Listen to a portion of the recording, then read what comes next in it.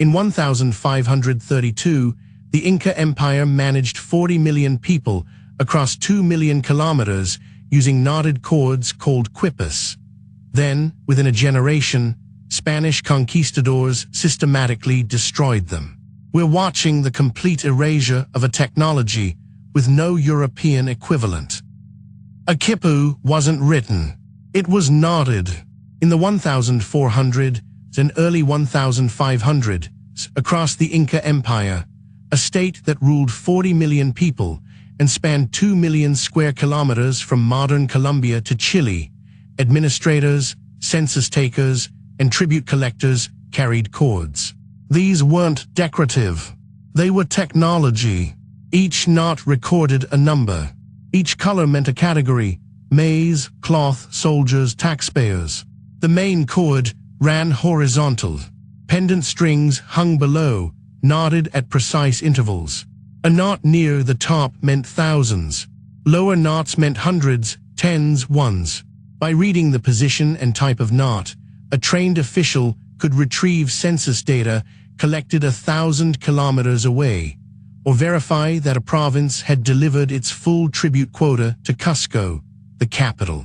The system worked because it had to. The Inca had no written alphabet, no paper, no ink, but they had an empire that demanded records, exact, retrievable, auditable records. A quipu satisfied all three. Archaeologists have found evidence that some quipus tracked agricultural yields across multiple years. Others recorded royal genealogies. A few appear to have encoded narrative information, though scholars still debate the specifics. By 1500, the system was mature, trusted, and embedded in every level of imperial administration. Spanish accounts from the conquest mention quipu keepers, called *Quipucamayoc*, as highly respected specialists. They were the data experts of their time. Then, in 1532, Francisco Pizarro's expedition arrived on the coast. Within 50 years, almost every quipu the Inca had made was ash. But we don't know what language the knots actually spoke, and that silence would transform everything that came after.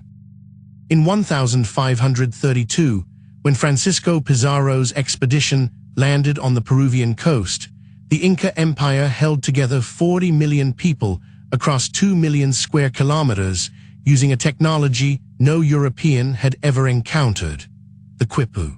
Quipucamayocs, quipu keepers, maintained thousands of these knotted records in royal storehouses from Cusco to the northern highlands. They tracked everything: the census of Tawantinsuyu, the four-part empire, tribute in cloth, grain, and labor, the movement of armies, the debt owed by each province to the state.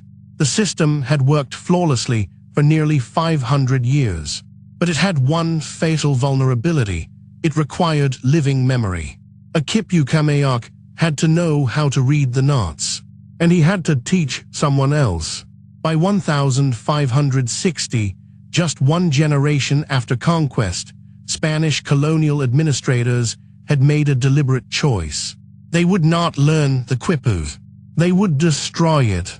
In 1581, Toledo's inspection of Peru recorded the systematic collection and burning of quipus as heathen records and instruments of idolatry.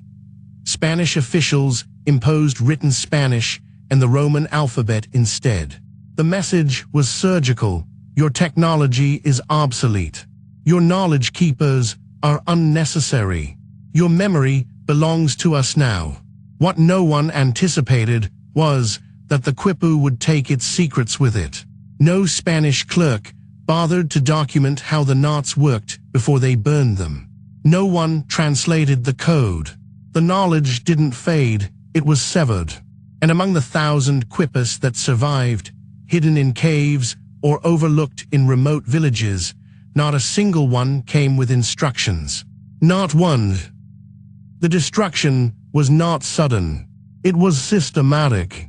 When Francisco Pizarro's conquistadors entered Cusco in 1533, They found thousands of quipus in the royal storehouses, administrative records spanning centuries, kept by specialized officials called quipu.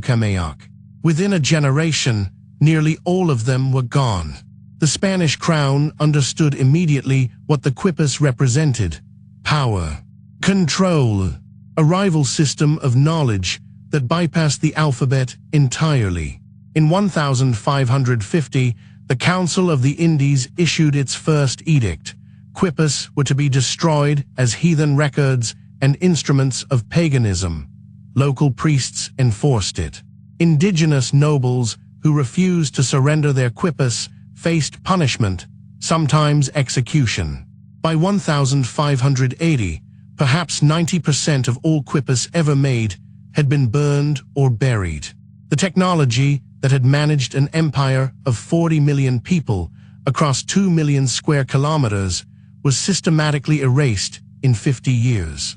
Faster than any conquest, faster than any plague. Some quipus survived by accident. A handful were hidden in caves high in the Andes, places Spanish administrators never reached. Others were overlooked in remote storehouses.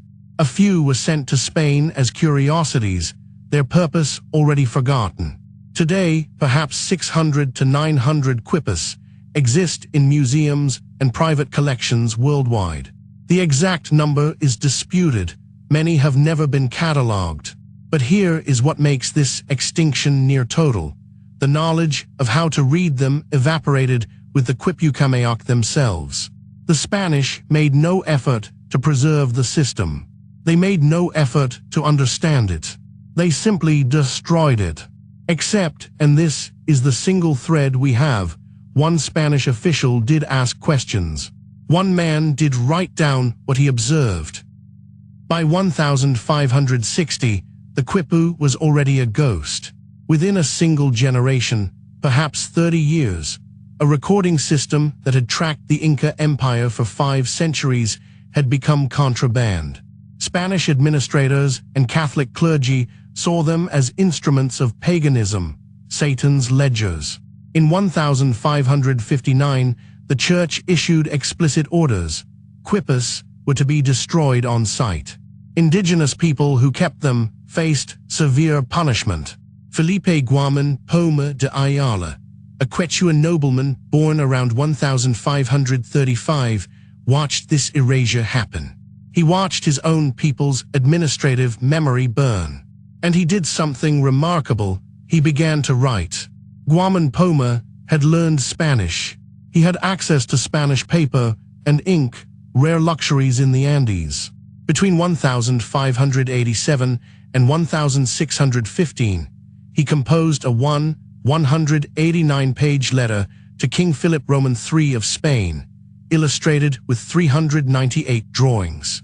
It was titled Nueva Coronica y Buen Gobierno a New Chronicle and Good Government. In those pages, buried among his pleas for reform, were the only surviving detailed descriptions of how quipus actually worked, how the knots encoded numbers, how colors signified categories, how administrators read them. It was the sole lifeline. For 4 centuries, until modern linguists began to listen, Guaman Poma's 16th-century testimony would be almost the only voice explaining what had vanished. The quipu's absence created an intellectual vacuum that Europe and Peru struggled to fill. Colonial administrators needed records, so they imposed Spanish alphabetic writing.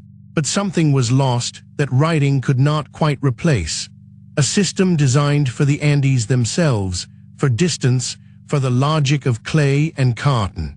By 1650, fewer than 1,000 quipus survived in hidden collections. Most of their knotted secrets remained unread. No one alive remembered how to interpret them all. But the quipu had left something behind, something that would not be found again until the 20th century, hidden in a place that should have been the safest of all. Today, fewer than 1,000 quipus survive. Most sit in museums. Most remain unread.